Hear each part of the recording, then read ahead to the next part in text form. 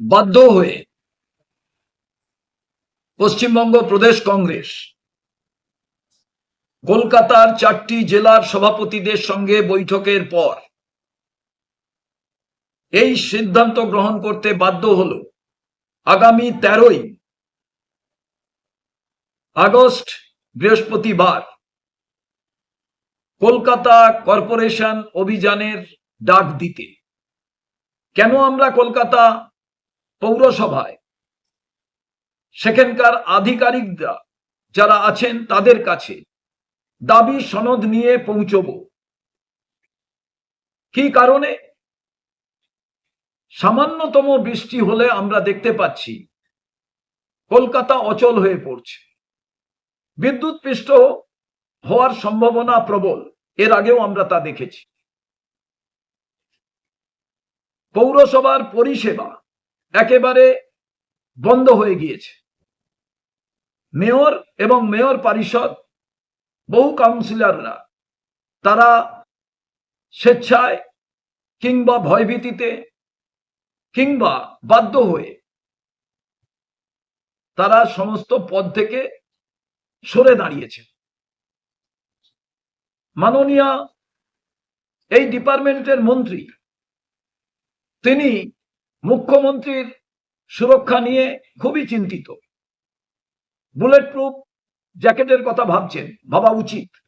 মুখ্যমন্ত্রীর জীবন খুব গুরুত্বপূর্ণ রাজ্যের ক্ষেত্রে।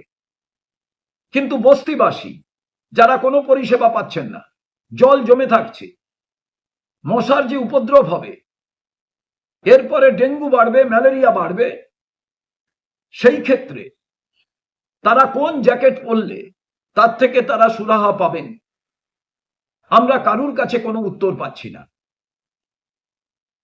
কোন রকম পরিষেবা আজকে কলকাতাবাসী যারা তারা কেউ দেখতে পাচ্ছেন না।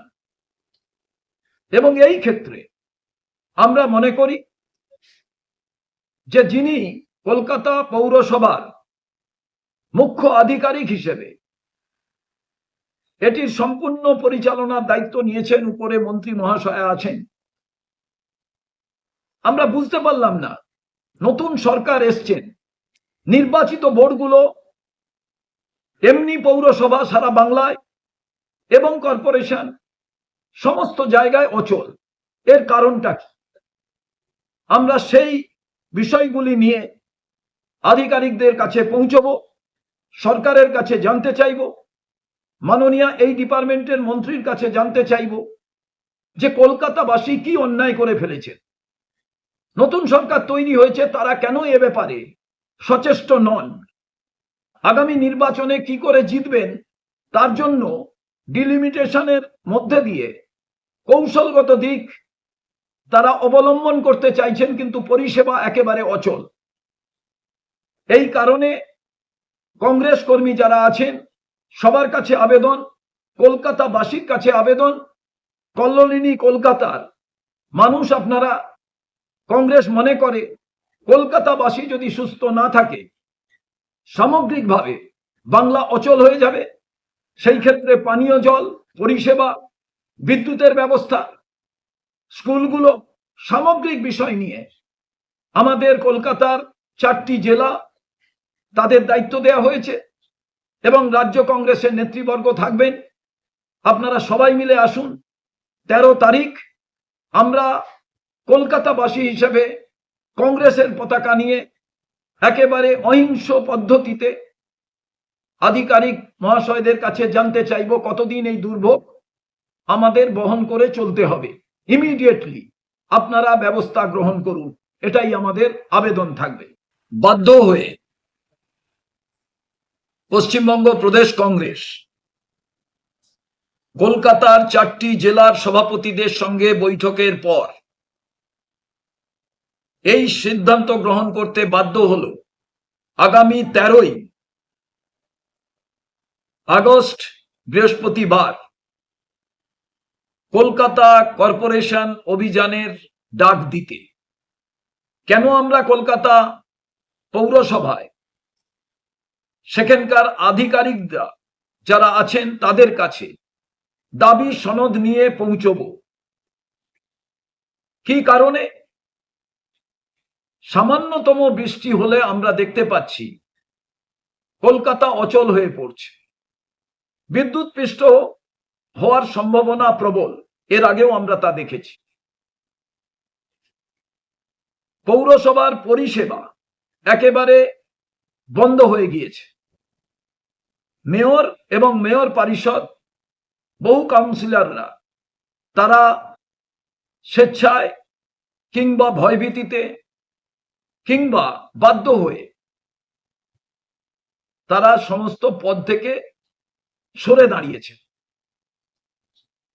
মাননীয় এই ডিপার্টমেন্টের মন্ত্রী, তিনি মুখ্যমন্ত্রীর সুরক্ষা নিয়ে খুবই চিন্তিত। বুলেট প্রুফ জ্যাকেটের কথা ভাবছেন, ভাবা উচিত। মুখ্যমন্ত্রীর জীবন খুব গুরুত্বপূর্ণ রাজ্যের ক্ষেত্রে। কিন্তু বস্তিবাসী যারা কোনো পরিষেবা পাচ্ছেন না, জল জমে থাকছে, মশার যে উপদ্রব হবে, এরপরে ডেঙ্গু বাড়বে, ম্যালেরিয়া বাড়বে, সেই ক্ষেত্রে তারা কোন জ্যাকেট পরলে তার থেকে তারা সুরাহা পাবেন, আমরা কারুর কাছে কোনো উত্তর পাচ্ছি না। কোন রকম পরিষেবা আজকে কলকাতাবাসী যারা, তারা কেউ দেখতে পাচ্ছেন না।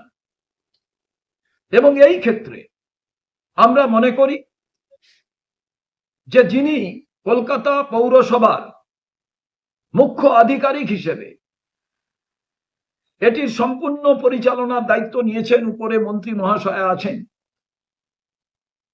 আমরা বুঝতে পারলাম না, নতুন সরকার এসছেন, নির্বাচিত বোর্ডগুলো এমনি পৌরসভা সারা বাংলায় এবং কর্পোরেশন সমস্ত জায়গায় অচল।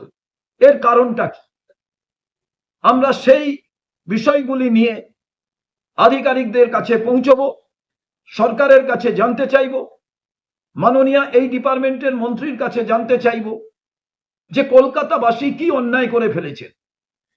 নতুন সরকার তৈরি হয়েছে, তারা কেন এ ব্যাপারে সচেষ্ট নন? আগামী নির্বাচনে কি করে জিতবেন তার জন্য ডিলিমিটেশনের মধ্যে দিয়ে কৌশলগত দিক তারা অবলম্বন করতে চাইছেন, কিন্তু পরিষেবা একেবারে অচল। এই কারণে কংগ্রেস কর্মী যারা আছেন, সবার কাছে আবেদন, কলকাতাবাসীর কাছে আবেদন, কল্লোলিনী কলকাতার মানুষ আপনারা, কংগ্রেস মনে করে কলকাতাবাসী যদি সুস্থ না থাকে, সামগ্রিকভাবে বাংলা অচল হয়ে যাবে। সেই ক্ষেত্রে পানীয় জল পরিষেবা, বিদ্যুতের ব্যবস্থা, স্কুলগুলো, সামগ্রিক বিষয় নিয়ে